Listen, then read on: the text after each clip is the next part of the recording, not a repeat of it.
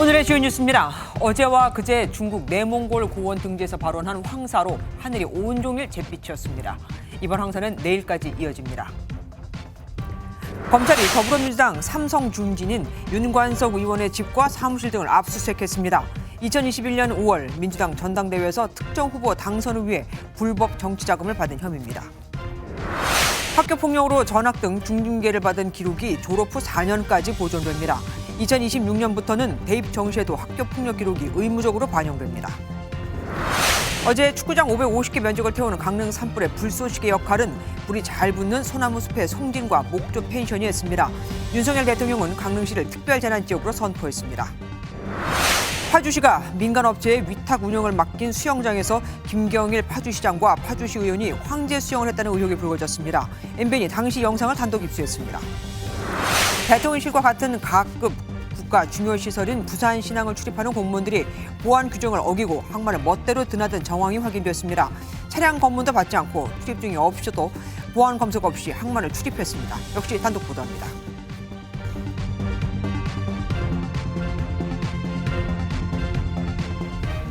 전국 하늘이 흐렸죠. 어제 중국을 뒤덮었던 황사가 우리나라로 옮겨온 겁니다. 하루 종일 미세먼지 농도는 매우 나쁨이었는데 이 등급을 바꿔야 할 지경이 됐습니다. 최악, 그러니까 매우 나쁘다는 농도의 2배, 특히 제주는 3배를 넘어섰거든요. 그제에 이어 어제 만주에서 또 황사가 발원한 데다 대기 정체까지 이어져 이번 황사는 이번 주 내내 지속되다가 주말 오전이 돼야 사라질 것으로 예보를 했습니다. 첫 소식 최돈희 기자가 준비했습니다. 지상 1km 상공. 도심에 내려앉은 흑빛 먼지층이 모습을 드러냅니다. 누런 먼지층과 파란 하늘이 선명하게 나뉩니다. 낮은 고도에선 가득 찬 먼지에 하늘과 땅의 경계가 사라졌습니다. 하늘 아래 서울 시내는 말 그대로 잿빛 도시로 변했습니다. 한낮에도 짙은 안개가 낀 것처럼 뿌연 먼지층이 여의도 빌딩 숲을 휘감고 있습니다. 맑은 날과 비교하면 차이가 확연히 드러납니다. 감기 걸렸을 때 목감기 걸리면 처음에 살짝 목이 좀 간질간질하거나 쑤시잖아요. 그 정도로 좀 아팠던 것 같아요. 어제부터 한반도로 유입된 중국발 황사 때문입니다. 제주의 미세먼지 농도는 오전 한때 828 마이크로그램까지 치솟는 등 전국 대부분 지역이 평소보다 3배가 넘었습니다. 특히 미세먼지 농도가 대기 환경 기준의 2배 넘게 올랐는데 올 들어 최고 수준입니다. 이 때문에 황사 위기경보는 관심에서 주의로 격상됐고 전국에 미세먼지 경보가 발령됐습니다. 고농도 황사 탓에 잠실에서 예정된 프로야구 경기도 취소됐습니다. 황사는 모레부터 점차 해소될 전망입니다. 황사가 북서풍을 타고 유입되어 전국에서 높은 농도로 나타나고 있습니다. 이러한 황사는 14일 오전까지 전국적으로 영향을 줄 가능성이 있겠습니다. 기상청은 가급적 외출을 자제하고 외출할 땐 보건용 마스크를 착용할 것을 당부했습니다. MBN 뉴스 최동입니다. 마스크를 써도 목이 아프다는 분도 많았습니다. 실제로 중금속과 박테리아 또 세균 등으로 이루어진 미세먼지는 목 건강 그 이상의 해로움을 가져다 줍니다. 코와 기관지에서 걸러지지 않을 정도로 작아서 곧장 폐에 침투해 기능을 떨어뜨리고 또 피를 타고 돌면서 심장이나 뇌에까지 영향을 주거든요. 천식과 비염 환자에게는 치명적이라고 할 수 있는데 외출을 삼가거나 물을 자주 마시고 입과 코를 자주 헹구는 게 최선입니다. 전남주 기자가 보도합니다. 서울의 한 대형 병원입니다. 미세먼지 농도가 짙게 치솟자 비염과 천식 환자들이 늘었습니다. 미세먼지가 기도를 자극해 기침이 심해지거나 각종 통증을 호소하는 사람들이 많아진 건데 이들에게 더 치명적입니다. 천식 같은 경우에는 굉장히 나쁜 영향을 미치고요. 비염에도 마찬가지로 호흡기 점막에 염증을 일으키기 때문에 미세먼지가 그렇기 때문에 기존의 질환을 가지고 계셨던 환자는 더 나빠지고 미세먼지는 호흡기에서 걸러지지 않기 때문에 폐조직 내부에 염증 반응을 일으키는데 악화할 경우 폐렴으로 진행되고 기능이 떨어진 폐에 지속적으로 미세먼지가 유입되면 폐암이 발생할 가능성도 있습니다. 한 연구 결과에 따르면 전날보다 미세먼지 농도가 세제곱미터당 10마이크로그램 이상 증가하면 모든 질병으로 인한 사망자는 0.68%, 심혈관 질환 사망자는 0.55% 증가하는 것으로 분석됩니다. 미세먼지 농도가 높은 날 외출할 땐 황사용 마스크를 쓰고 입과 코를 자주 헹구는 것이 좋습니다. 또 자주 물을 마시고 실내 습도를 60% 수준으로 유지하는 것도 비염이나 천식이 악화하는 것을 막을 수 있다고 전문가는 조언했습니다. MBN 뉴스 전남주입니다. 각종 청탁의 대가로 10억 원대 금품을 수수한 혐의로 재판에 넘겨진 이정근 전 더불어민주당 사무부총장이 사용하던 휴대전화 여러 대에서 3만 개가 넘는 통화 녹음 파일이 발견됐습니다. 이 중엔 지난 2021년 치러진 민주당 전당대회 과정에서 윤관식 의원이 불법 정치자금을 받은 정황도 들어있었죠. 당시 윤 의원은 송영길 당대표 후보 캠프에서 활동하고 있었습니다. 이상혁 기자가 보도합니다. 검찰이 민주당 윤관석 의원의 인천 지역구 사무실과 자택 등 20여 곳을 압수수색했습니다. 수사팀은 윤 의원이 지난 2021년 민주당 당대표 선거 과정에서 불법 정치자금을 받은 정황을 잡은 것으로 전해졌습니다. 앞서 검찰은 이정근 전 민주당 사무부총장을 수사하는 과정에서 이 전 부총장과 당시 한국공공기관 감사협회장이었던 강모 씨가 통화한 녹음 파일을 발견했습니다. 이 파일에는 강 전 회장이 돈 봉투가 준비됐으니 윤 의원에게 전달해달라는 내용이 담긴 것으로 알려졌습니다. 검찰은 돈 봉투가 윤 의원을 통해 당대표 투표권이 있는 대의원 등에게 전달됐다고 의심하고 있습니다. 전당대회 당시 윤 의원과 강 전 협회장 그리고 이 전 부총장 모두 송영길 당대표 후보 캠프에서 선거운동을 도왔고 송 의원은 당대표로 선출됐습니다. 윤 의원의 입장문을 통해 돈 봉투 의혹과 아무 관련이 없다며 의혹을 정면으로 반박했습니다. 또 사건 관련자의 진술에만 의존해 이뤄진 비상식적인 야당 탄압 기획 수사와 무차별적인 정치검찰의 압수수색을 규탄한다고 덧붙였습니다.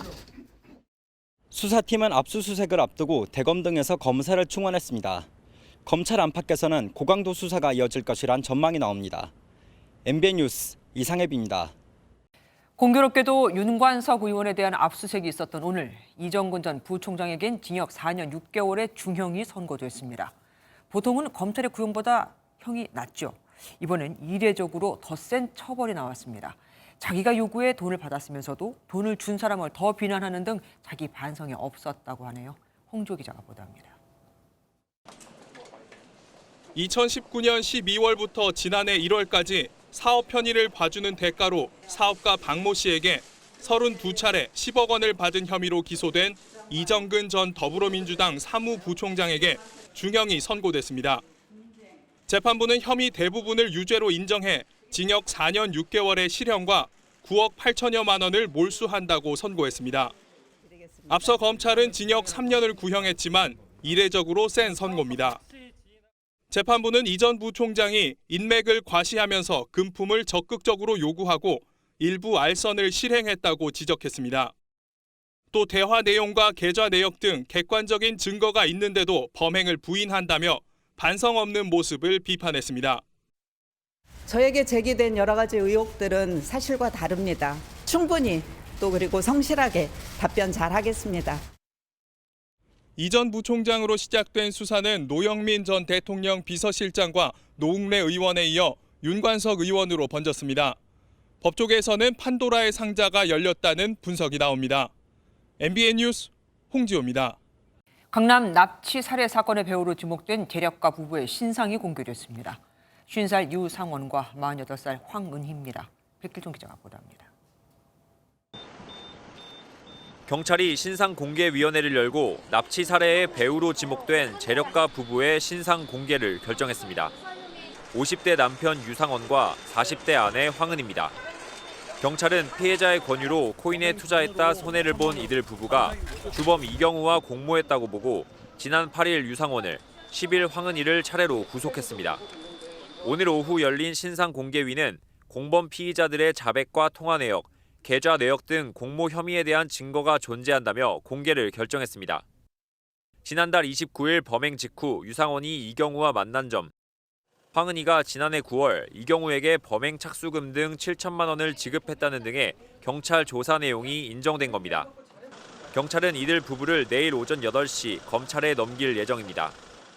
납치 사례에 이용된 마취제와 주사기를 불법 반출한 혐의를 받는 이경우의 아내 역시 함께 검찰로 송치됩니다. 앞선 경찰 조사에서 이경우는 황대한이 마취제 필요성을 언급했다고 했지만 황대한은 이미 이경우가 마취제를 구해놨다며 엇갈린 진술을 한 것으로 알려졌는데 간호사인 이경우 아내의 수사를 통해 마취제 반출 경위를 조사할 것으로 보입니다. MBN 뉴스 백길종입니다. 정순신 변호사가 아들의 학교폭력 논란으로 국가수사본부장을 사퇴한 지 한 달 반 만에 정부가 학교폭력 대책을 내놨습니다. 중대한 학교폭력이 있었다면 기록 보존 기간을 4년으로 늘리고 현재 고1이 치르는 2026학년도부터는 그 대학 입시부터는 정시 등 모든 전형의 학교폭력 기록이 반영된다는 겁니다. 한성원 기자가 먼저 보도합니다. 정순신 변호사의 아들은 고등학교 졸업과 동시에 학교폭력 기록이 삭제됐습니다. 또 수능 성적을 주로 반영하는 정시 모집을 통해 서울대에 합격했습니다. 정부는 이런 일이 반복되지 않도록 가해 학생의 책임을 엄중하게 묻는 학교폭력 종합대책을 내놨습니다. 가해 학생에게 학교폭력의 책임을 반드시 지우겠습니다. 학교폭력의 대가는 반드시 치른다는 인식을 학교 현장에 뿌리내리도록 하겠습니다. 먼저 학교폭력으로 출석 정지와 전학 등 중징계를 받은 가해 학생의 학교생활부 기록을 졸업 후 4년까지 보존하기로 했습니다. 심의를 통해 기록을 삭제할 수 있는 징계에 대해서도 피해 학생의 동의가 반드시 있어야 삭제할 수 있도록 조건을 달았습니다. 또 이런 학교폭력 기록이 대입 정시에도 반영되도록 했습니다. 2025학년도 현재 고2 학생은 대학이 자율적으로 적용하고 2026학년도부터는 모든 대학이 반드시 학교폭력 조치 사항을 반영해야 합니다. 피해 학생을 위해서는 피해 학생이 가해 학생을 분리해달라고 요청할 수 있고 즉시 분리 기간도 7일로 연장하기로 했습니다. MBN 뉴스 한성원입니다.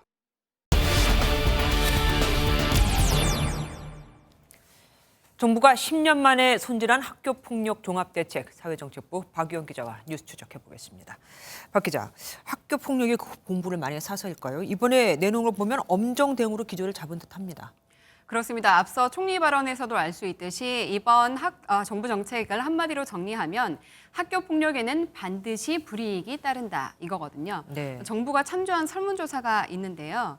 이게 정순신 사태 이후에 나온 겁니다. 그래서인지 응답자 10명 중 무려 9명이 학교폭력 기록을 대입 정시에도 반영해야 한다고 답했고요. 네. 대책에서 가장 중요한 게 뭔지 물었더니 피해 학생 지원 강화보다 가해 학생 엄정 대처를 우선으로 꼽았습니다. 정부가 이걸 포함한 여러 여론들을 적극적으로 반영한 걸로 보입니다. 그런데 지난주에는 학교폭력 기록이 취업까지 따라가게 하겠다고도 말이 나왔었거든요. 근데 이건 빠졌네요. 맞습니다. 지난 5일 당정협의 때 나온 내용들이죠. 전학 같은 무거운 처분을 받았다는 건 심각한 폭력을 저질렀다는 뜻이니까 네. 이런 조치들은 취업까지 영향을 미치게 하는 게 어떠냐는 의견이 있었는데요.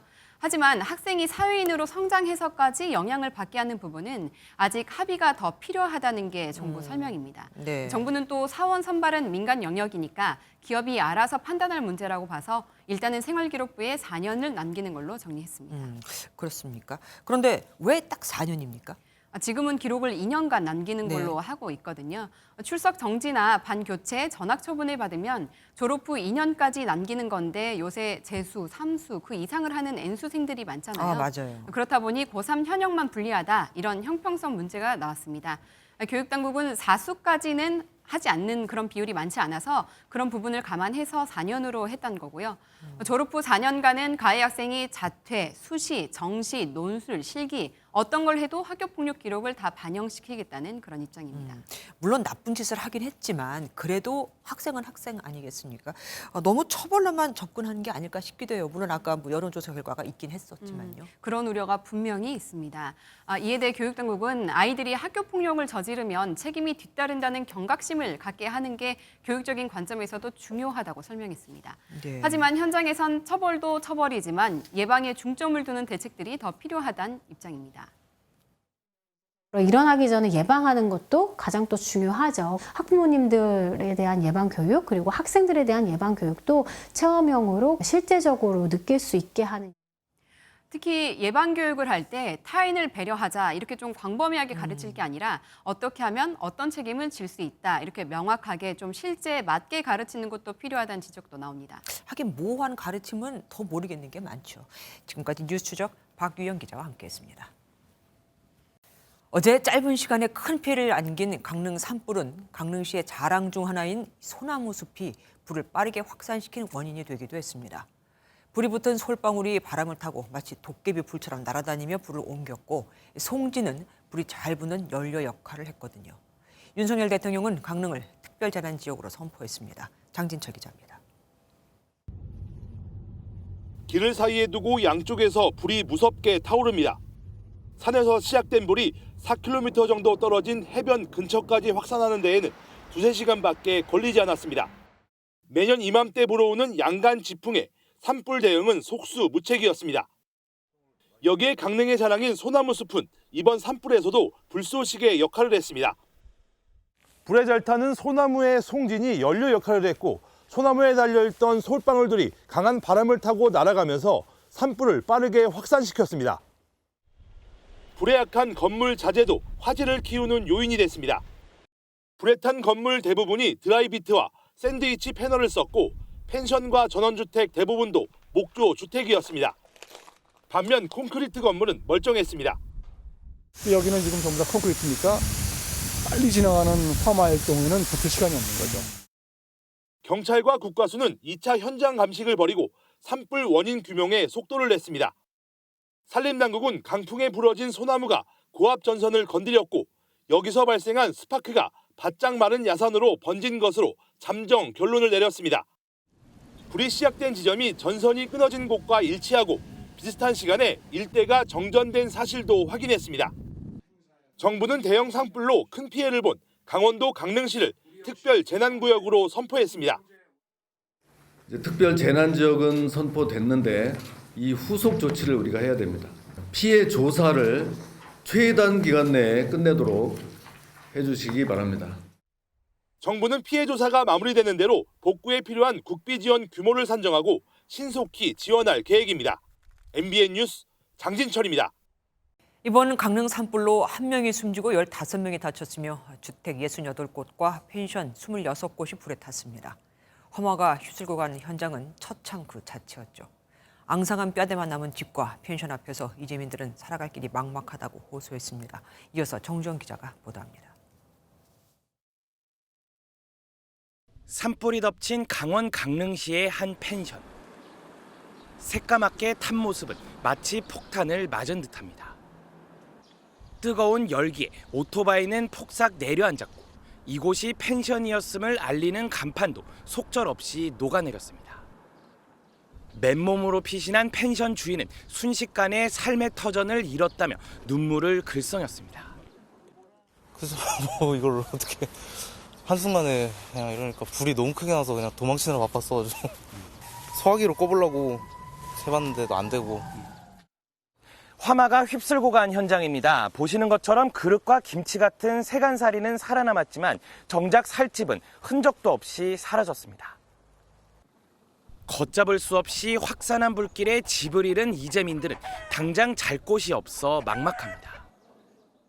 저희 집뿐만 아니라 지금 여기 마을 전체를 보시다시피 다 전소된 상태니까 이걸 어떻게.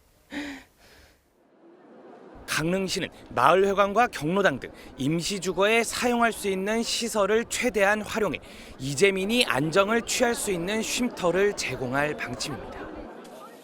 정부와 강릉시가 피해 복구 지원에 팔을 걷어붙이고 나섰지만 산불이 이재민 550여 명에게 남긴 상처는 쉽게 아물지 않을 것 같습니다. MBN 뉴스 정주영입니다. 윤석열 대통령의 국빈 방문 준비차 미국에 간 김태효 국가안보실 1차장이 최근 불거진 도청 의혹과 관련해 미국의 악의적 정황은 없다고 밝혔습니다. 우리보단 동맹과 파트너 국가들을 감시했다고 비난을 받고 있는 미국이 안도할 만한 말이죠. 미 국방부도 일부가 조작됐다며 파장 차단에 주력하고 있습니다. 서영수 기자가 보도합니다. 2주 앞으로 다가온 윤석열 대통령의 국빈 방문 의제 조율을 위해 미국에 도착한 김태효 국가안보실 1차장. 미국 정보기관의 도청 의혹에 대해선 미국의 악의적 정황은 없다고 선을 그었습니다. 많은 부분 제3자가 개입이 돼 있기 때문에 동맹국인 미국이 우리에게 어떤 악의를 가지고 했다는 정황은 지금 발견되지 않고 있습니다. 유출 문건 조작 부분에 대한 질문에는 말을 아꼈습니다. 김성환 실장 대화가 조작됐다는 얘기인가요? 아니라는 얘기인가요? 그 얘기는 구체적으로 묻지 마시죠. 미국 같은 경우에 같은 주제로 물어보시려면 전 떠나겠습니다. 문건 일부가 조작됐다는 입장인 미국은 동맹국들을 상대로 사태 수습에 주력하는 모습입니다. 오스틴 미 국방부 장관은 논란이 불거진 뒤 처음으로 공개 석상에 나서 동맹국과의 관계엔 문제가 없을 것이라고 강조했습니다. We will continue to work closely with our outstanding allies and partners, and nothing will ever stop us from keeping America secure. 다만 이번 기밀 문건 유출 사건을 매우 심각하게 받아들이고 있다며 법무부의 수사 결과를 지켜보겠다고 밝혔습니다. MBN 뉴스 서영수입니다. 유출된 미국 행정부의 비밀 문건을 보면 한국 정부가 우크라이나에 무기를 지원하느냐를 두고 고심하는 대목이 나옵니다. 그래서 이런 방법이 나온 걸까요? 최근 한국이 미국에 155mm 포탄을 판매가 아닌 대여 형식으로 계약한 것으로 알려졌습니다. 김태희 기자가 보도합니다. 한국 정부는 그동안 러시아 우크라이나 전쟁에 살상무기 지원은 없다고 밝혀왔습니다. 우크라이나 살상무기 지원에 대해서 국방부 입장은 변화가 없습니다. 제가 확인해 드릴 수 있는 내용은 없습니다. 그런데 최근 정부가 155mm 포탄 50만 발을 미국에 대여하는 계약에 합의한 것으로 알려졌습니다. 소모성 무기인 포탄을 구매가 아닌 대여를 한 건 이례적입니다. 이렇게 되면 미국이 우크라이나에 직접 포탄을 제공하고 우리가 대여하는 건 비축탄으로 관리할 것으로 보입니다. 향후 포탄 반납 절차가 복잡한데도 이런 형태로 계약을 한 건 살상 무기를 우회 지원한다는 비난을 최소화하기 위한 것으로 해석됩니다. 미국에 대여를 한 거지 직접적으로 우크라이나 대여를 한 게 아니기 때문에 러시아가 외교적으로 문제를 삼을 이유는 없을 것 같아요. 미국 행정부는 앞서 지난해에도 포탄 부족을 보충하기 위해 155mm 포탄 10만 발을 구매했고 올해 2월에도 10만 발 이상을 추가 요청한 것으로 전해집니다. MBN 뉴스 김태희입니다. 국회 외교통일위원회에서도 화두는 역시 미국의 대통령실 도청 의혹이었습니다. 도감청을 당한 의혹이 강하게 있음에도 미국 해명을 감사하듯 받는 게 비굴하다. 진상 파악도 안 된 상태에서 정치 공세를 펼친다. 이렇게 말이죠. 강영호 기자가 보도합니다. 미국의 대통령실 도청 의혹을 두고 열린 국회 외교통일위원회 전체 회의. 대화 당사자로 지목된 이문희 전 외교비서관의 출석을 놓고 시작부터 신경전이 오갔습니다.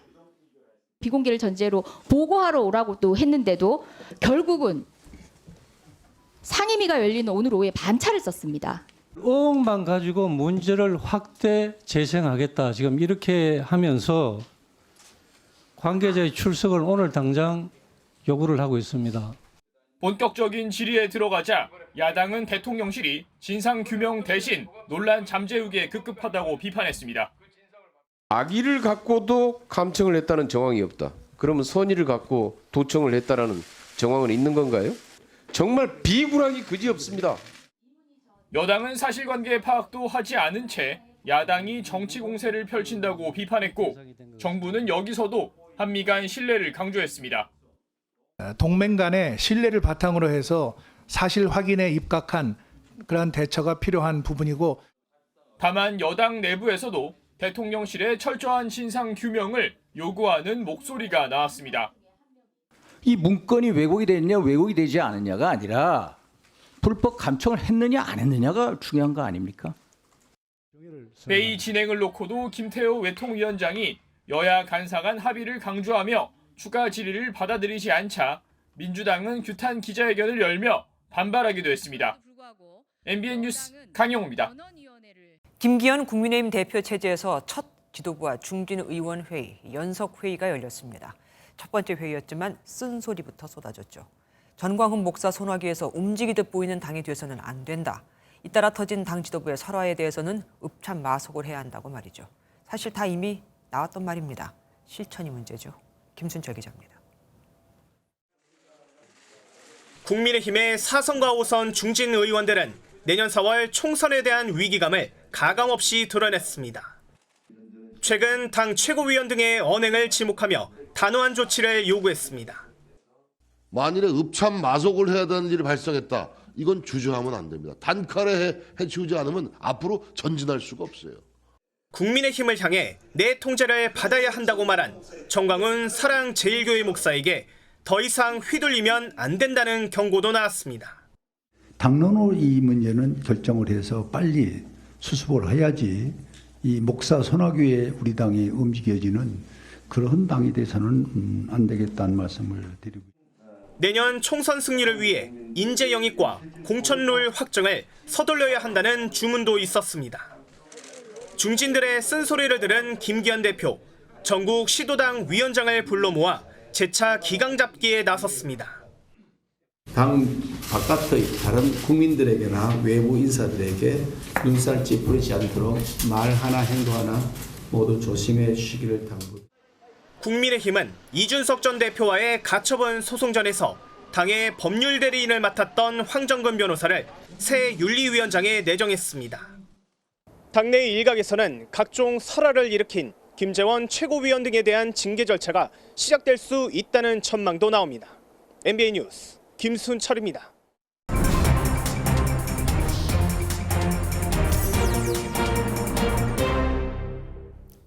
정치톡톡 이혁근 기자와 함께합니다. 어서 오십시오. 선거제 개편을 위한 국회 전원위원회 오늘로 사흘째입니다. 분위기가 어떻던가요? 당을 초월해서 열린 토론을 하자는 의미로 초당 옥수수 맛 간식까지 나눠주며 시작을 했는데 맞아요. 식곤증이 온 걸까요? 꾸벅꾸벅 조는 의원들의 아이고. 모습이 카메라에 잡히기도 했고요. 수다를 떨거나 휴대전화를 만지작거리는 모습도 눈에 띄었습니다. 참 안타깝기도 하고 실망스럽기도 하고 출석률은 어땠습니까? 첫날은 개회 시점엔 200명 정도 참석을 하다가 2시간 반이 지난 뒤엔 50명 정도만 남아 있었습니다. 둘째 날은 시작부터 100명도 안 되는 인원이 참석을 했고요. 오늘은 90명가량 참석했다가 1시간 반이 지나자 빈자리가 많이 눈에 띄었습니다. 그럼 첫째 날, 둘째 날은 그랬다고 치고 셋째 날은 오늘은 의원들이 왜 7분씩 선거제에 대해서 얘기하는 시간이 있었잖아요. 오늘은 분위기가 어땠습니까? 오늘은 발언 중에 고성이 나오는 대목이 있었습니다. 국민의힘은 윤석열 정부 부역자를 자처하면서 정치를 파괴하고 있습니다. 민주당은 절대다수 의석을 갖고서도 파괴 행위를 적절히 제어하지 못합니다. 송구합니다만 국민의힘은 선거제 개혁을 논의하기에 앞서서 중대 선거구제가 시행된 것은 군사 쿠데타 세력에 의한 포갑적 독재가 극에 달했던 양경숙 의원님, 양경숙 의원님, 박정희 유신 정권의 선거제에 대한 의견을 좀 말씀해 주세요. 토론은 없고 백가쟁명식으로 자신의 의견을 밝히기만 하면서 전원이 무용론까지 나오고 있는데 소모적인 말꼬리 잡기까지 나와 눈살을 찌푸리게 한 겁니다. 나와서 말을 안 하면 졸거나 휴대전화를 갖고 있고 나와서 얘기를 하자면 소리 지르거나 고성이 나오고 내일이 마지막 날이죠. 내일은 또 어떤 일이 있을지 좀 기대가 됩니다. 자, 다음 주제 가보겠습니다. 여야 원내대표가 만났네요. 네, 국회의장 주재로 이렇게 만났는데 어색한 기류가 감돌았습니다. 네, 양곡법을 두고 여야가 여전히 평행선을 이루고 있기 때문입니다. 네. 우리가 통상적인 입법 절차에서 법안이 처리될 수 있는 방법을 같이 노력해서 찾아야 되겠다고 생각합니다. 대통령께서 법권을 행사하셨는데 매우 좀 유감이고 아쉽습니다. 그래도 국회의장이 협치를 강조했잖아요. 이렇게 만남이 끝난 뒤에는 좀 나아지지 않았을까요? 글쎄요, 간극을 그리 좁히지는 못한 것 같습니다. 양곡관리법 제의 표결이나 또 보호목지에서 직회부된 안건 처리에 대해서의 의견을 좀 충분히 나눴습니다만은 여야 간에 아직 입장의 차이를 좀 좁히지 못한 상황에서 다음 원내 그랬던 건 언제쯤 논의할 수는 없죠? 네, 아직까지 뭐 시간을 정해서 만날 계획은 시행은 아닙니다. 내일 양곡법 재표결 과정이 순탄치는 않을 것 같습니다. 다음 주제 보겠습니다. 전광훈과 개딸. 요새 이 두 이름이 굉장히 많이 등장하잖아요, 뉴스에. 네, 맞습니다. 양당에서 논란의 주인공이기도 한데요. 어떻게 평가해야 할지를 두고 오늘 이런 발언이 나왔습니다. 그러니까 이게 전광훈 하나만 놓고 보면 개딸보다 덜 골치 아픈 게 맞아요. 오랜 기간 아스팔트에서 투쟁을 하면서 본인의 나름대로 세력을 갖춘 그런 유튜버인 거죠. 정광훈 목사와 우리 개딸, 이 적극 지지층을 똑같은 선상에서 비교하는 건 좀 맞지는 않는 것 같아요. 어떤 개딸들이라고 하는 그 20대를 주축으로 한 세력들은 굉장히 재기발랄하거든요. 이 돌을 맞은 개구리들은 굉장히 아플 텐데 재기발랄하다고 하니까 좀 와닿진 않네요. 어쨌든 이렇게 평가를 한 건데 여야 각 당에서 당연히 다른 생각을 하고 있겠죠? 네, 맞습니다. 한번 짚어보면요. 국민의힘은 앞선 리포트에서 보신 것처럼 당 중진이 전광훈 목사와 거리를 둬야 한다며 쓴소리를 냈죠. 민주당에서 비명계로 꼽히는 이원욱 의원은 과거 개딸의 항의 시위에 이제 개딸에 대한 분노조차 아깝다며 비판 수위를 높인 적도 있습니다. 예, 논란에 대처하는 각 당의 움직임이 참 각 당의 상황과 무관치 않은 것 같습니다. 마지막 주제 보겠습니다. 또 불출석, 누가 불출석한 겁니까? 네, 정순신 변호사입니다. 네. 청문회를 앞두고 있었죠. 아들의 학폭 논란으로 국가수사본부장에서 낙마한 정 변호사는 국회 청문회 증인으로 출석 요구를 받았는데요. 지난달 31일 정 변호사가 불출석하면서 청문회가 모레로 연기가 됐는데 또다시 불출석 의사를 밝힌 겁니다. 이유가 뭡니까? 원래 국회 청문회에 안 나오면 또 다른 제재가 있지 않을까요? 네, 살펴봤는데요. 정 변호사는 공황장애, 정 변호사의 아내와 학교폭력 가해 의혹을 받는 아들은 심신쇠약을 이유로 들었습니다. 이에 대해 유기용 국회 교육위원장은 정당한 불출석 사유로 보기 어렵다고 강조했는데요. 이런 경우 위원회 의결로 정 변호사 가족에게 지정한 장소로 동행을 명령할 수는 있지만 강제성이 없어서 실제 출석으로 이어질진 미지수입니다. 증인으로 채택돼서 안 나와도 강제 적용할 수 있는 방법은 없다. 몰랐네요. 지금까지 이혁근 기자와 함께했습니다. 남들은 예약할 수 없는 시간에 강사를 불러내 텅 빈 레인에서 1대1로 수영을 배운다. 특혜일까요? 아닐까요? 경기도의 한 지자체장이 시의원과 단둘이 이른바 황제 수영을 했다는 제보가 들어왔습니다. 제보자는 시민 중심을 강조한 시장과 시의원이 특별하게 수영장을 이용하는 모습에 화가 났다고 밝혀왔습니다. 추성남 기자가 영상을 단독 입수했습니다. 수영복 차림의 두 남성이 대화를 나누고 있습니다. 오전 8시부터 1시간 동안은 물청소 등을 하는 점검 시간이라 강습이 없습니다. 수영을 하던 시민들이 하나둘 나가지만 두 사람은 여전히 그 자리에 있습니다. 파란색 수영모를 쓴 남성은 김경일 경기 파주시장. 그 옆에는 더불어민주당 소속 목진혁 파주시 의회 의원입니다. 잠시 뒤 수영 강사의 신호에 맞춰 목 의원이 물장구를 치며 앞으로 나가고 뒤이어 김 시장도 힘차게 물살을 가릅니다. 이 영상은 스포츠센터를 이용하는 한 시민이 촬영했습니다. 김경일 파주시장이 시민 중심을 강조하며 출범을 하셨는데 특혜 아닌 특혜라고 생각을 많이 했어요. 그 일반 시민들은 다 나가는데 시장과 시의원이 수영장에 많은 회원님들도 저하고 비슷한 생각을 많이 하셨죠. 저 사람 뭔데 저렇게 하냐. 이런 황제 수영은 지난 1월부터 3개월 넘게 계속됐는데 취재가 시작되자 슬그머니 강습을 중단했습니다. 두 사람이 다닌 스포츠센터는 파주시 소유인데 운영은 위탁 회사가 하는 곳입니다. MBN이 현장을 찾아 특혜 사실 확인을 요청했지만 센터 측은 말을 아꼈습니다. 8시까지만 수업을 했고요. 샤워실이 밀리는 현상이 발생해요.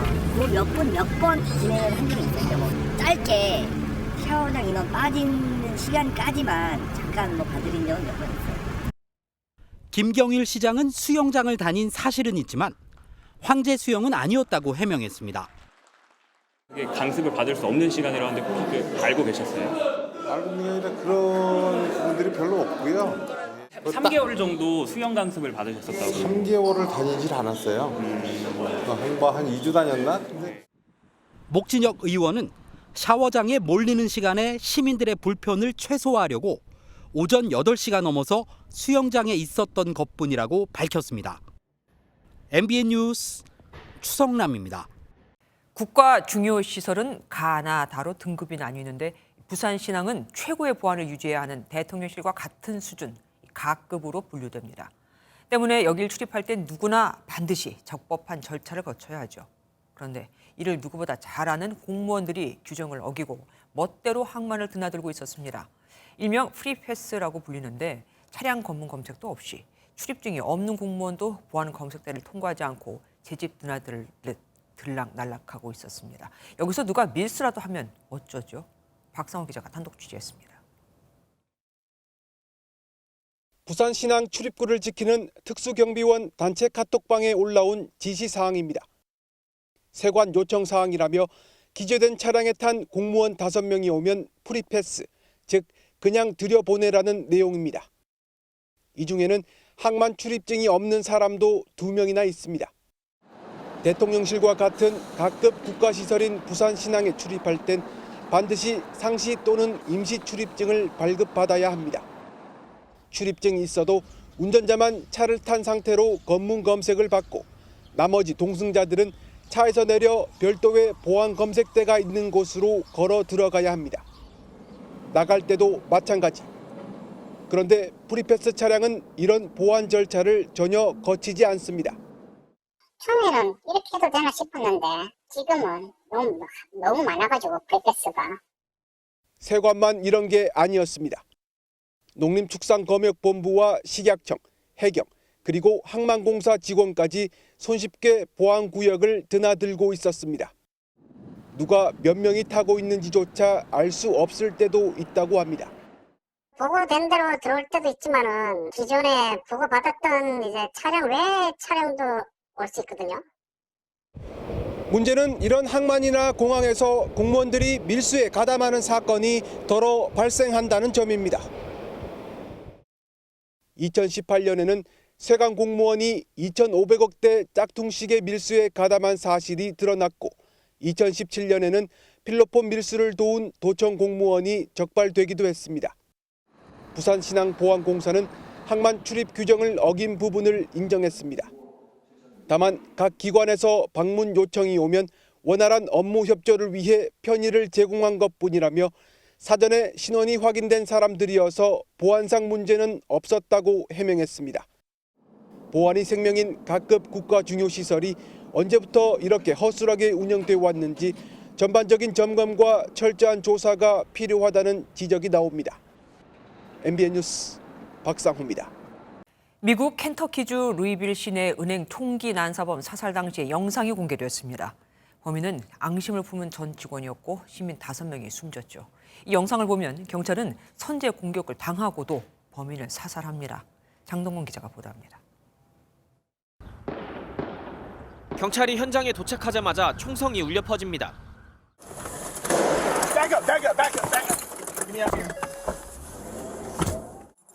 은행 입구로 다가가던 경찰은 용의자가 쏜 총에 맞아 쓰러지지만 몸을 일으켜 화단 뒤로 엄폐하고 총격전을 이어갑니다.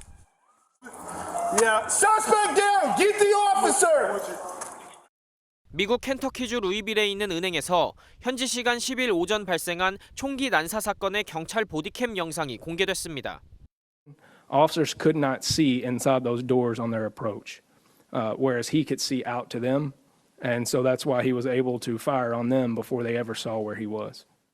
총격전을 벌인 경찰관 2명 가운데 20대 신임 경관은 머리에 심한 총상을 입었고 교육관도 어깨에 총상을 당한 것으로 알려졌습니다. He never hesitates. Even after getting shot at, this young man went back into the line of fire in order to protect others. 이번 사건으로 은행 직원 5명이 숨졌고 8명이 부상을 당했습니다. 총격전 중 사살된 범인은 전직 은행 직원인 23세 남성 코너 스터전으로 해고 통보에 앙심을 품어 범행한 것으로 전해집니다. 미 전역에서 총기 사건이 끊이지 않는 가운데 워싱턴 DC에 있는 한 장례식장에서도 총격이 벌어져 1명이 숨지고 3명이 중상을 당했습니다. MBN 뉴스 장동건입니다.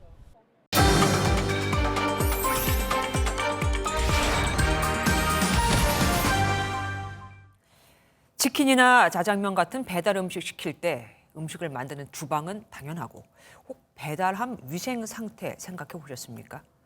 배달함의 위생 상태를 점검해 봤더니 통상 기준치의 5배 이상의 세균이 검출됐는데 이걸 제재할 수가 없습니다. 식약처 가이드라인에 배달함 세척에 대한 내용이 있긴 하지만 권고에 그칠 뿐 관리 감독 규정은 없거든요. 제보엔 이규현 기자가 취재했습니다. 짜장면과 치킨, 커피까지 국내 3대 배달앱 이용자 1,000만 명 시대. 편리함 때문에 자주 찾지만 조리는 물론 배달되기까지 위생 상태가 염려되는 건 사실입니다. 주에 한 번 정도씩은 시켜 먹는 것 같아요. 짜장면 같은 데서 철수세미가 나왔다거나 그런 글들을 보면 좀 찝찝해지는 것 같아요. 실제 지난해 상반기에만 식품위생법 위반이 3,000건 가까이 적발됐습니다. 그렇다면 배달 음식을 싣고 달리는 오토바이 배달함 위생 상태는 어떨까? 세척한 지 4주 이상 지난 오토바이 배달함의 세균 오염도를 직접 측정해 보겠습니다.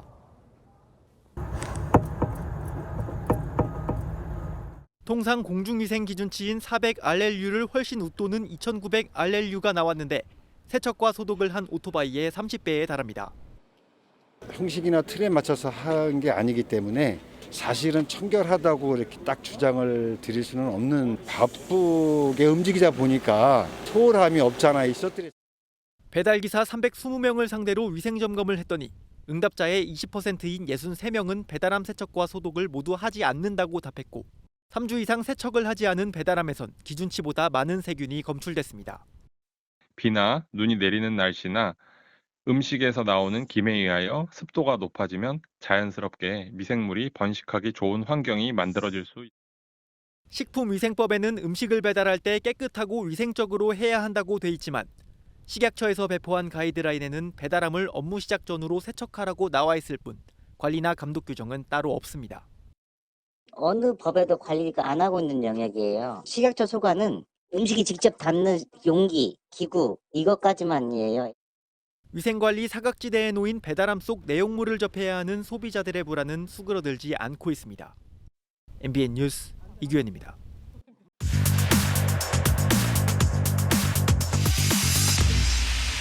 사건, 사고와 사회 이슈들에 대해 들여다보는 사회기자임 정태웅. 한범수입니다. 첫 번째 키워드입니다. 살려줘. 뭔지 몰라도 다급한 일이 있었나 보죠. 살려줘. 다급하다 못해 절박했을 겁니다. 일단 사진 몇 장 보여드릴게요. 네. 자, 천장이 뜯겨 있고 바닥은 난장판이네요. 화장실 같고요. 여기서 무슨 일이 있었군요. 네. 며칠 전 저녁 시간에 자신의 집 안 화장실에 들어갔다가 갑자기 문이 잠기는 바람에 꼼짝없이 갇히게 된 김산 씨의 사연입니다. 샤워를 하려고 들어간 건데 그냥 처음부터 이제 문이 잠긴 거잖아요. 말 그대로 천장도 뚫어보고 유리 고를 깨뜨려가지고 문도 이제 구멍을 내보려고 했는데 이게 3-4시간 같은 이제 이 작업을 하니까 체력도 많이 떨어지고 해서 당시 필사적으로 탈출을 시도한 흔적이 여전히 곳곳에 남아 있었더라고요. 혼자 있는데 저랬으면 폐쇄공포증 생겼을 것 같습니다. 그렇죠. 그런데 인터뷰 하셨잖아요. 탈출했으니까 인터뷰도 하실 수 있었겠죠? 네, 저런 식으로 5시간가량 시도하다가 결국 자포자기 상태에 빠졌었거든요. 5시간이요? 네. 불현듯 책상 위에 있던 휴대전화 음성인식 기능이 떠오른 거죠. 그냥 하이빅스비라고 한번 해봤는데 부모님한테 번호를 일일이 읊었더니 인식이 되는 거예요. 연결이 된 걸 생각하고 계속 이제 119를 얘기했죠. 이게 이 화장실이랑 반대편 책상 사이에 거리가 좀 있어가지고 솔직히 저 처음에는 반신반의했거든요. 직접 같이 재현해 보니까 연결이 되더라고요. 네. 하이빅스비 정태웅 기자님한테 연락해줘. 재난 영화 보는 것 같습니다. 네. 그야말로 기적이 일어났는데 그렇죠. 하이 빅스비의 기적 이렇게 말하고 싶네요. 네. 아이폰이었으면 시리아 이렇게 불렀으면 네, 됐을 것 같고요. 맞습니다. 네. 다시 태어났다는 그런 생각이 들어서 어떤 일을 할 때 좀 더 집중을 하고 열심히 해야겠다. 다시 이제 얻은 기회라 생각하고. 다만 앞으로 어딜 가든 휴대전화를 꼭 들고 들어가는 습관은 생겼다고 합니다. 저도 오늘부터 그럴 겁니다. 네. 하늘이 무너져도 솟아날 구멍이 있다는 말, 이럴 때 하는 말인가 봅니다. 그렇습니다. 다음 키워드 보겠습니다. 내 집 마련 목사님, 이거는 미담 나올 것 같은데 되게 목회 활동 열심히 하면서 근면하게 이렇게 자기 집을 마련해 나갔다. 이런 이야기가 기대되거든요. 기대를 좀 하신 것 같은데 네. 기대에 부응하지 못할 것 같습니다. 왜요? 정반대 얘기가 나올 거거든요. 그래요? 무슨 일이죠? 목사인 68살 A씨, 지난 2020년 가을 서울 동작구에 있는 아파트를 개인 명의로 샀습니다. 네. 교회 돈 5억 9천만 원으로 매입한 겁니다. 그러니까 이제 교회 동의가 없이 뭐 횡령했다 이거예요? 일단 본인은 아니라고 주장합니다. 지난 10년 넘게 교회에 헌신했고 교회 소유의 토지와 건물을 예상보다 비싸게 팔아서 이익을 만들기도 했고 그래서 수고비로 받았다는 겁니다. 그리고 교회 공동의회에서 목사님 사택 사들이기 결의가 있었다는 점도 언급했습니다. 뭐 어쨌든 말을 했는데 횡령으로 본 이유가 뭐였을까요, 그러면? 재판부는 이렇게 봤습니다. 교인들 사이에 목사 A씨가 목회하는 동안 머무를 수 있는 주거지를 마련해 주자는 합의가 추상적으로 있었을 뿐이고 A씨가 은퇴 이후에도 계속 소유할 수 있는 개인 아파트, 개인 자산을 사주자 이런 논의는 없었다고 봤습니다. 교인들 얼마나 당황하고 실망했을까요? 어떤 판결 내려졌죠? 징역 2년형 내려졌습니다. 피해를 일부 복구하긴 했거든요. 그래서 형량이 거기서 멈췄습니다. 네, 뭐 징역형 받은 목사님 자신이 왜 목사가 됐는지, 목사가 짊어져야 할 자세 그리고 책임이 뭔지 처음부터 한번 찬찬히 다시 고민해 보길 바랍니다. 맞습니다. 마지막까지 보겠습니다. 10,000원 아파트. 요즘 전세 사기 워낙 심하니까 그런 느낌이 드는데요, 이거는? 아닙니다. 진짜 그런 아파트가 있어요. 있어요? 영상 보시죠. 네. 뭐 아주 멀쩡한 아파트가 나와요, 심지어. 네. 네. 전남 화순군에 있는 아파트입니다. 약 20평 규모고요. 임대 보증금은 무료고 임대료는 한 달에 10,000원입니다. 아니, 이런 비현실적인 임대료가 가능해요, 지금? 가능 안 하죠. 그런데 가능하게 됐습니다. 사실 지자체가 임대료와 보증금을 대주고 있습니다. 왜 대줄까요? 왜요? 청년, 신혼부부 보태주기 위해서입니다. 뭐 경제력이 부족한 청년이나 신혼부부들을 위한 복지 정책이다. 그렇게 볼 수 있겠네요. 오는 7월에 100가구 지원해주고 입주 시작하고 매년 100가구씩 규모를 늘린다고 합니다. 그런데 속사정을 보면 화순군 인구가 빠르게 줄고 있어서 이렇게라도 해야 인구를 유지할 수 있겠다. 이렇게 판단한 듯 보입니다. 18세 이상 49세 이하 청년과 혼인신고일로부터 7년 이내인 신혼부부를 대상으로 무주택 세대 중에서 기준 중위소득 150% 이하인 청년 취업자를 대상으로 합니다. 화순군은 근처에 있는 광주로 출퇴근할 수 있는 젊은 직장인들의 입주도 내심 기대하고 있는 듯합니다. 지도 보시면 가까워요, 실제로. 네, 즉시 입주 의향이 있으면 신청할 수 있다 이렇게 말하고 있습니다. 네. 서울시가 최근에 시세 대비 80% 수준으로 임대료 받는 청년 안심주택 공급하겠다고 했잖아요. 화순군 사례 훨씬 획기적인 것 같습니다. 네. 개인적으로 수도권에도 좀 더 파격적인 대책 나왔으면 좋겠네요. 네, 오늘 여기까지 하겠습니다. 사회기자 M이었습니다. 줄곧 줄어들기만 하던 취업자 수 증가폭이 10개월 만에 상승세로 돌아섰습니다. 그런데 내용을 들여다보면 좋아할 수가 없습니다. 60대 이상을 제외하면 대부분 취업자가 줄었거든요. 특히 한창 일해야 할 청년층 취업자 수는 5개월 연속 감소, 실업률까지 높아졌습니다. 장명훈 기자입니다. 지난달 취업자 수는 2,822만 3천 명으로 지난해 같은 기간 대비 46만 9천 명 늘어났습니다. 지난해 6월 이후 줄곧 줄어들기만 하던 취업자 수 증가폭이 10개월 만에 다시 늘어난 겁니다. 반도체 수출 부진 등으로 제조업 고용이 쪼그라들었지만 일상 회복이 본격화하면서 숙박, 음식점업 등 관련 고용 상황이 나아졌습니다. 고용률과 실업률은 각각 역대 3월 중 최고 최저 수준이며 취업자 수도 25개월 연속 전년 대비 증가하는 등. 하지만 내용을 들여다보면 고용 구조는 더 나빠졌습니다. 60대를 제외하면 오히려 7만 8천 명 감소했고 40대 취업자는 9개월째 감소세를 이어가고 있습니다. 무엇보다 심각한 건 청년층입니다. 15세에서 29세 취업자는 1년 전보다 8만 9천 명 줄며 5개월 연속 감소했습니다. 실업자 수 역시 84만 명으로 역대 최저 수준이지만 청년층에선 오히려 3만 6천 명 증가했고 구직 활동 없이 그냥 쉬는 청년도 40만 명이 넘습니다. 전체적으로 좀 힘든 것 같긴 해요, 시장이. 근데 인턴들 다 올라온 공고대로 써보고 있는데 웬만하면 서류부터 좀 힘든 것 같아요. 서류. 정부는 내수 활성화 대책에 기대를 걸고 있지만 경기 침체 여파가 더 클 것으로 보여 하반기에도 취업자 수가 큰 폭으로 증가하기는 어려울 전망입니다. MBN 뉴스 장명훈입니다. 비싸게 아파트 매매 계약을 체결한 후 실거래가 신고까지 해놓고 몇 달 뒤에 이 거래를 취소하는 사례가 지난해 서울 서초와 강남을 중심으로 여러 건 있었습니다. 그런데 이를 분석해 봤더니 서울 아파트 매매 계약 해지 2,100건 중 44% 가까이가 최고가였습니다. 작전 세력이 실거래가 띄우기를 한 것이라는 의혹이 제기될 수밖에 없죠. 시세 교란으로 보고 정부가 대대적인 조사에 착수했습니다. 이교욱 기자입니다. 서울 도곡동의 한 아파트입니다. 지난해 5월 전용 134제곱미터가 49억 4천만 원으로 종전 최고가보다 6억 원이나 높은 신고가에 거래됐습니다. 그러나 해당 거래는 5개월 만에 취소됐습니다. 그리고 7월에는 같은 단지 전용 84제곱미터가 31억 5천만 원에 팔렸다가 한 달 만에 돌연 또 취소됐습니다. 최근 서울 아파트 매매 계약 중 해지된 10건 중 4건 이상이 최고가 거래였는데 거래 후 6개월이 지나서 취소한 비율이 증가했습니다. 29억에 실거래가 됐으면 우리 28억에 내놔야겠다. 그렇게 할 수 있는 협의 관계예요.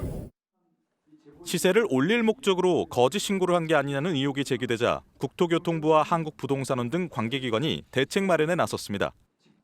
사회 연결망 분석 등 각종 기법을 동원해 집값 작전 세력의 실체를 파악해보기로 했습니다. 이러한 가격 조작 행위는 반시장적이고 시장 파괴 행위라고 하지 않을 수 없습니다. 물론 그 피해는 서민들에게 돌아오게 되는 것이죠. 정부는 또 거짓 신고 시 3천만 원 이하 과태료에 불과했던 처벌 조항도 3년 이하 징역까지 가능하도록 강화했습니다. MBN 뉴스 이교욱입니다. 미얀마에선 2년 전 쿠데타로 정권을 장악한 군부가 반군부 지역에 무차별적인 공습을 벌이고 있습니다. 이번엔 반군부, 그러니까 민주 세력의 사무실 개소식 장소를 공습해 100여 명이 숨졌습니다. 이 공습엔 전투기까지 동원됐죠. 송준 기자가 보도합니다. 뼈대만 앙상하게 남은 건물. 인근에는 쓰러진 오토바이와 산산조각난 잔해가 널브러져 있습니다. 미얀마 군부에 맞서 출범한 임시정부격의 국민통합정부 사무실 개소식 현장입니다. 약 150명이 모인 것으로 알려진 가운데 미얀마 군부의 군용기 2대가 폭탄을 떨어뜨리고 공격 헬기가 총격을 가한 것으로 전해집니다.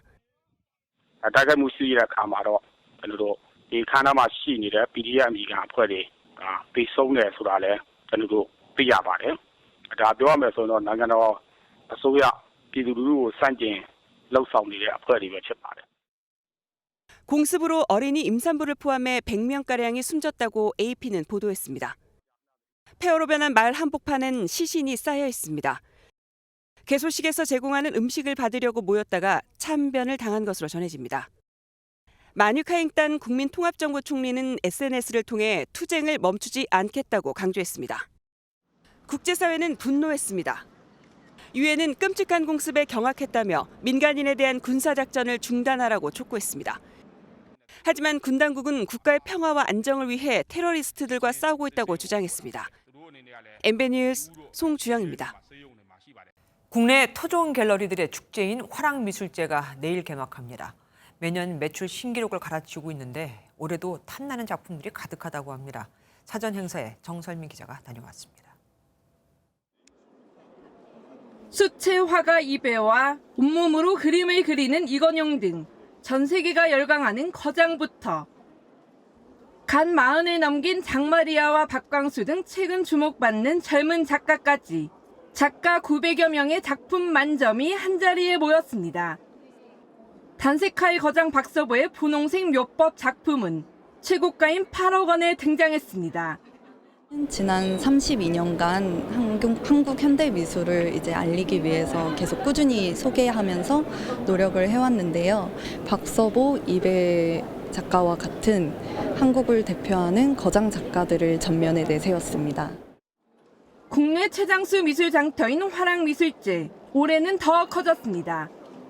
지난 2차례 연거푸 역대 최고 매출 기록을 갈아치웠던 만큼 올해도 흥행을 이어갈지가 관심입니다. 오픈하자마자 바로 달려왔고요. 실제로 보니까 마음에 들어서 일단 구입을 하게 됐고 돌아다니면서 이제 다른 작가님 작품도 보면서 이제 뭐 보는 눈을 키우고 있습니다. 다만 글로벌 경제 위기로 미술 시장이 침체된 점이 고민입니다. 경기도 나쁘지만은 여러분들이 많이 사랑해 주시고 격려해 주셔서 대박을 내면 좋겠습니다. 올해 그림 시장의 분위기를 가늠할 척도가 될 이번 화랑미술제에 국내 미술계의 관심이 쏠리고 있습니다. MBN 뉴스 정살민입니다.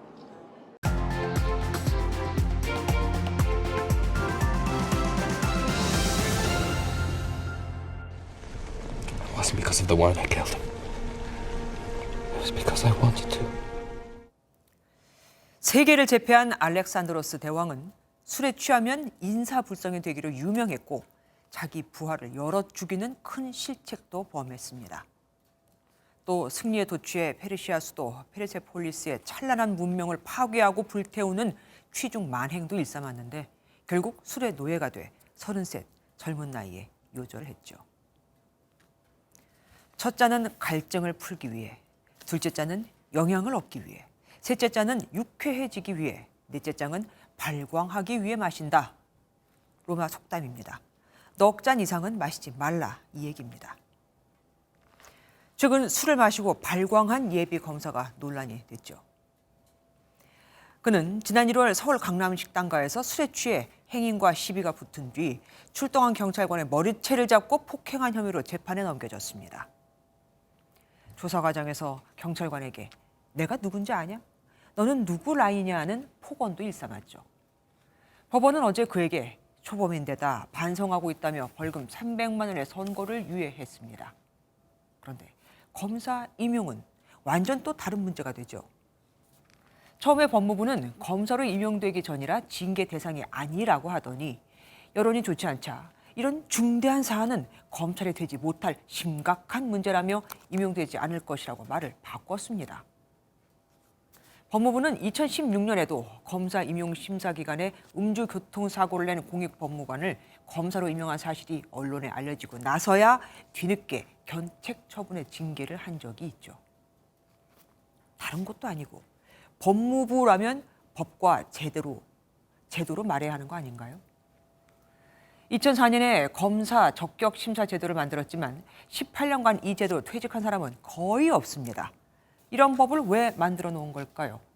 국민 구경하라고요? 여론에 따라 이랬다 저랬다는 법무부가 국민을 과연 지킬 수 있을까요?